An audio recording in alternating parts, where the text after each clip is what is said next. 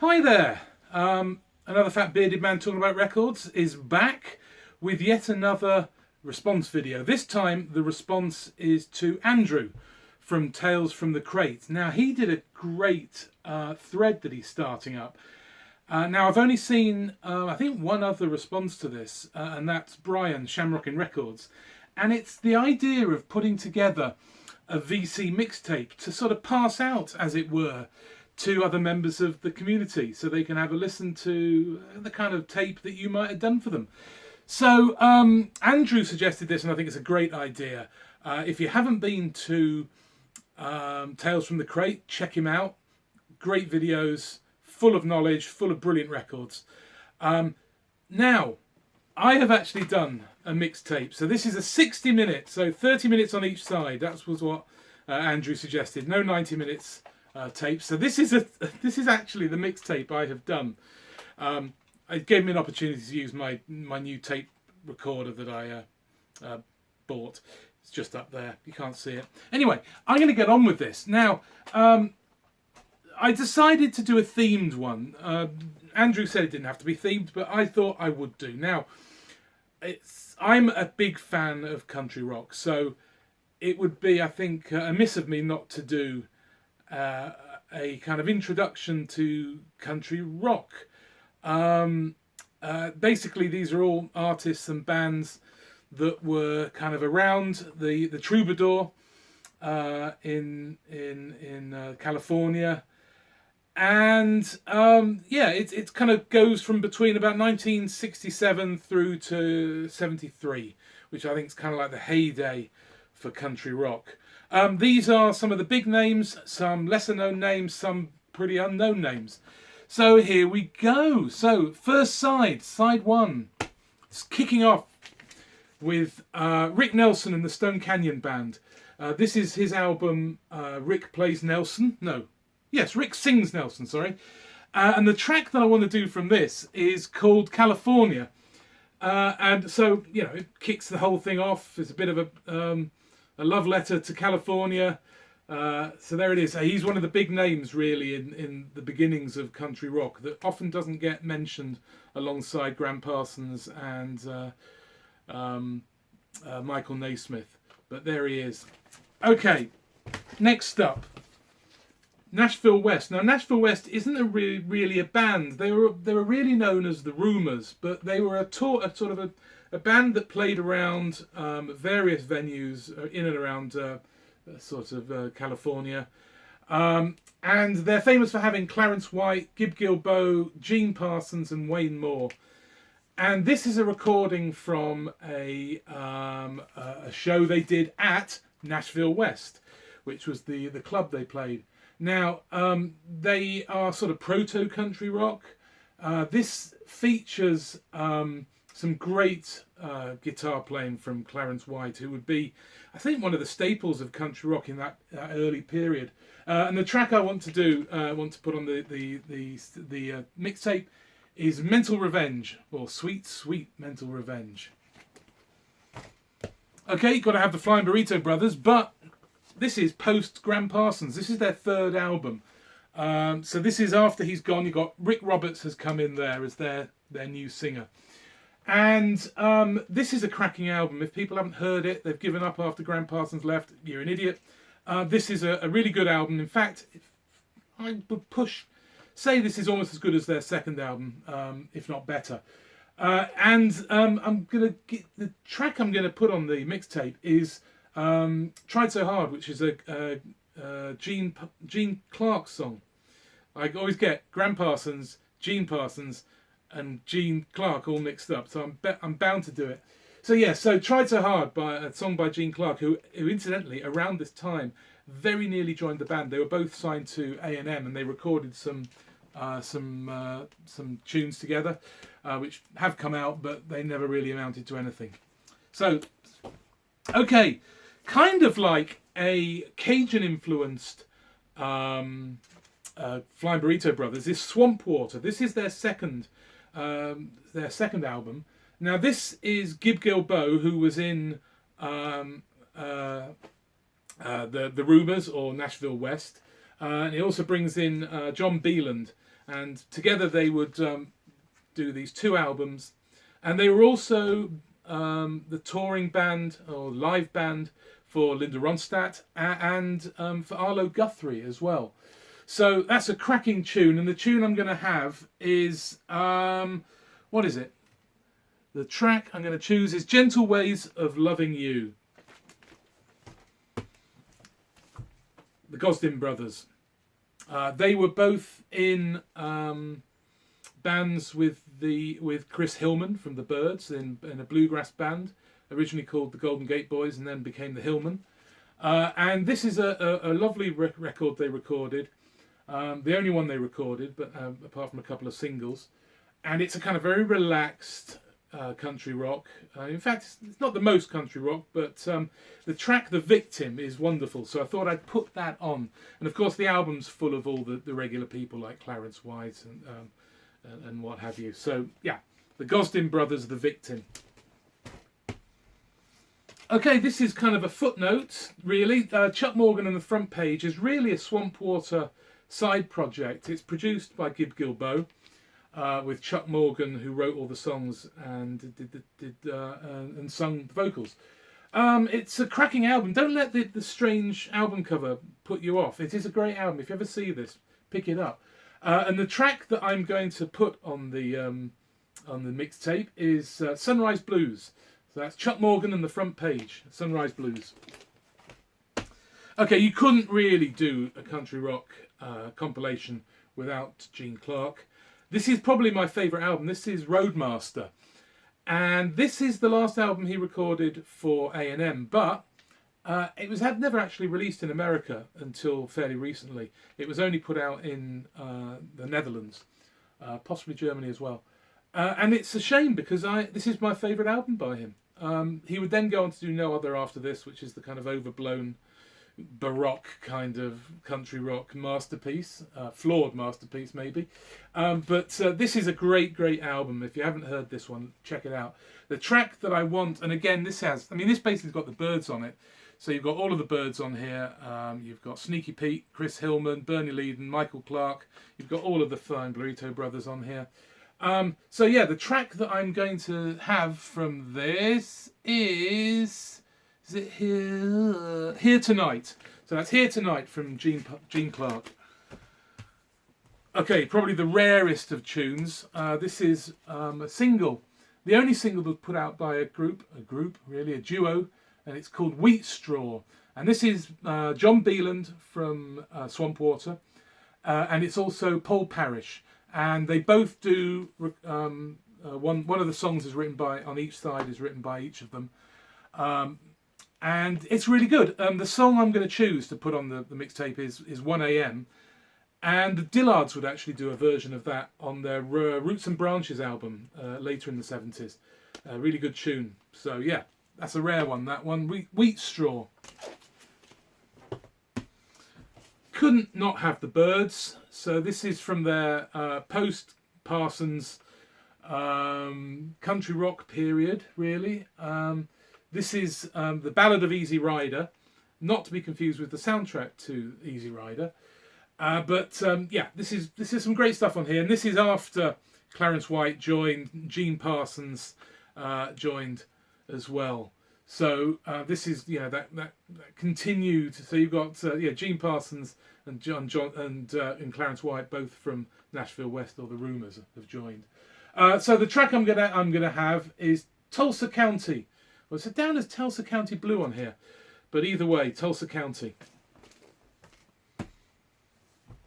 Okay, the last one on side A. This is Longbranch Pennywhistle, and Longbranch Pennywhistle were J.D. Souther and Glenn Frey. Glenn Frey who would go on to be in the Eagles, and J.D. Souther, who would he record a number of solo albums, but he'd also record and help out with the Eagles. So he was a bit of a hanger-on. If you haven't heard his first couple of solo albums, they're really worth listening to as well. Anyway, so this is a bit of the only album they recorded, and it has James Burton playing guitar on it. We've got some fiddle by Doug Kershaw. So yeah, a really nice album. And so the track I'm going to choose from this is called Don't Talk Now. So that's Longbranch, Pennywhistle, Don't Talk Now, the last track on side A. Okay, pushing on. So turn the tape over. I don't know, I've lost my tape. Turn the tape over, put it in, and opening track, Linda Ronstadt. Linda Ronstadt is probably one of the biggest names in country rock who perhaps doesn't get the credit she deserves. She was there at the start. She, as I said, she put together Swampwater as her backing band. She would also have members of the Eagles in her touring and recording band. This is her first solo album after the Stone Ponies, and this is where she goes more country as opposed to the folk rock. And this one, with Silk Purse, which is the second one, also, she wasn't really happy with because she didn't have full control. It wasn't until her eponymous third album that she would get control. Having said that, there's some great tracks on both her first two albums. And I'm going to have, from here, The Only Mama That Will Walk the Line, which was a bit of a hit for the year before, I think, by Waylon Jennings. That's right. So Linda Ronstadt, The Only Mama That Will Walk the Line. Okay, we've had him a couple of times. Gene Parsons here. He was in the Nashville West. He went on to be in the Byrds and then into the Flying Burrito Brothers. So this is his first solo album called Kindling. And again, this is full of all the big names. You've got Clarence White on here, Gib Gilboa, yeah, all kinds of people. It's even got doing vocals on one of them, Ralph Stanley, which is interesting. But the first track from this is called Monument, and that's the track I'm going to put on the mixtape. And this is actually all the tracks, all the instruments are played by Gene Parsons himself. He plays the banjo, pedal steel, cardboard, and bass, as well as vocals. So that's Gene Parsons' Monument. Okay, we mentioned Clarence White a number of times. Now, sadly, Clarence White died in 1973. And during that time, he was actually recording his first solo album. Now, only about 3 or 4 tracks were kind of partially put together for that. And this compilation album called Silver Meteor, a progressive country anthology, which was put out by Briar Records, Sierra Briar Records in 1980, actually holds 3 of the tracks that were recorded. And one of them is Why You've Been Gone So Long, which I'm going to put on the mixtape. You've got to have a Clarence White. There he is. A sad loss, unfortunately. One of the other big bands that would come out were Poco. This was their first album. Of course, Richie Furay from Buffalo Springfield. In fact, this is kind of like a spin-off from Buffalo Springfield. And actually, you can very much hear that in this first album. There's very much Beatles feel to a lot of it as well. It's a very, very, very good album. If you haven't heard the first album, Randy Meisner recorded this with them, but he left to join he joined the Stone Canyon Band with Rick Nelson before joining the Eagles, and allegedly he was behind where that dog was, but he was painted out on the cover. Anyway, so the track from this is Consequently So Long. Really good bit of country rock from Poco. One of the big names, and probably one of the first bands to electrify, were the bluegrass outfit, the Dillards. They recorded a couple of singles in 1965, and then they decided it wasn't working, so they gave away their electric instruments to a young band called Buffalo Springfield. Anyway, they decided that when country rock kind of hit, they decided they were going to go with it, and their album Wheatstraw Sweet is probably one of the earlier country rock, or at least a bluegrass rock album. Now, this is the second album they recorded after going electric, and it's called Copperfields. Doug Dillard had left the band.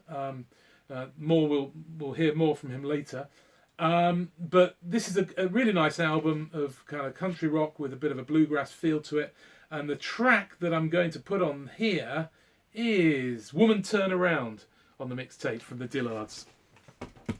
I mentioned Arlo Guthrie. because Swampwater played as his backing band for a while. And his albums during this period in the sort of late 60s, early 70s are very interesting. They're very diverse. They have a bit of everything on it, a bit of blues, a bit of folk, a bit of country, a bit of ragtime. Again, he was part of the troubadour scene. All the sort of main players like Clarence White, James Burton, Gib Gilboa, Gene Parsons all play on this.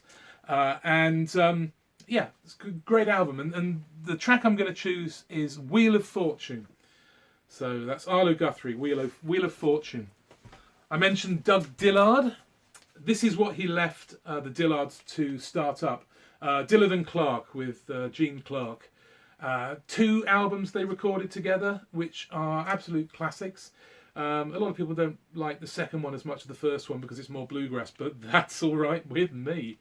A classic of country rock. Everyone should have it. Number of different tunes. The tune I'm going to choose was one that was co-written with Bernie Leadon of the Flying Burrito Brothers and the Eagles. It is called Train Leaves Here This Morning. And various people would cover that. I think the Eagles would eventually cover that as well. Apparently, Bernie Leadon says that actually he didn't do much to the recording, but Gene Clark was very, very gracious and gave him co-writing. What a nice guy. This is Larry Murray. Larry Murray played with Chris Hillman in a bluegrass band in the sort of mid-60s called the Scottsville Squirrel Barkers. He kind of went on after that and joined a group with Rick Cooner called Hearts and Flowers. Anyway, after that, he recorded this one solo album, and it's a brilliant solo album. It's called Sweet Country Sweet. And again, this has Swampwater on it, singing backing singers. It's got Paul Parrish, who I mentioned earlier in Wheatstraw. Gib Gilboa, who else? John David Souther plays drums on this, which I think is the only time he was recorded playing drums. If you haven't heard this, check it out. Anyway, the song I'm going to choose from here is a bit more Cajun, and that's Big Bayou. That was Larry Murray. Okay, the elephant in the room is Gram Parsons. I have a love-hate affair with Gram Parsons. I'm a big fan, love him. I also think he's perhaps worshipped far too much. He was certainly part of the country rock formation, but he certainly wasn't the godfather of it or the founder of it. Having said that, he recorded a number of brilliant albums. The first one of which was his group called the International Submarine Band, who recorded for Lee Hazelwood's label. This was actually recorded in '67, but as Gram Parsons left to join the Byrds, they sat on the album, and when it looked like he was going to be in the Byrds, that's when they released the album. So it was released in '68, a couple of months before Sweetheart of the Rodeo. Now this is a bit more of, country rock. Yes, it's country rock, but it's very influenced by Bakersfield sound, which of course was probably an early country rock anyway. But anyway, so Gram Parsons here with the International Submarine Band, the track that I'm having from this is Luxury Liner. Okay, penultimate song. Mentioned him earlier. This is Rick Roberts. Rick Roberts replaced Gram Parsons in the Flying Burrito Brothers and recorded a couple of albums and some live ones with them. And this is an album of his called Windmills. And it's a great album. He recorded 2. This one's probably the better one. This is, again, it's got perhaps all of the Eagles on it. It's got Jackson Brown, Al Perkins, who played pedal steel for the Flying Burrito Brothers and Gram Parsons, Joe Lala, who's a percussionist who played with Manassas and various other places, Chris Hillman, Dallas Taylor on drums, who of course drummed for Crosby, Stills and Nash. David Crosby's on here, Byron Berline on fiddle, who played fiddle for the Rolling Stones on Country Honk and various other things, and was part of the Flying Burrito Brothers when they were Flying Burrito's touring review. Anyway, great album, really interesting, and the track I'm having is Pick Me Up on the Way Down. So that's Pick Me Up on the Way Down by Rick Roberts. Okay, final track. And I mentioned Larry Murray earlier. We had him, his solo album. This is before that. This is his band Hearts and Flowers that he formed with Rick Cooner, who were really only a duo, and they would have to have people sitting in with them. And apparently, Karen Carpenter played drums for them, at least at one occasion. So yeah, this is their second album, and it's when Bernie Leadon joined them. And the track I'm going to have on this, and I think kind of sums up this nice period kind of well. And the track is When I Was a Cowboy. So finishing up this mixtape with When I Was a Cowboy with Hearts and Flowers. So I'm going to put the link to this below. So it's a YouTube playlist, so you can go and listen to this to your heart's desire. An hour of country rock, all great stuff. Be interesting to hear what any of you think. So thanks to Andrew for setting this up. It's a really good idea. There we go. That's my VC Country Rock Troubadour Club mixtape. So thank you very much for watching. I will see you soon. So bye for now.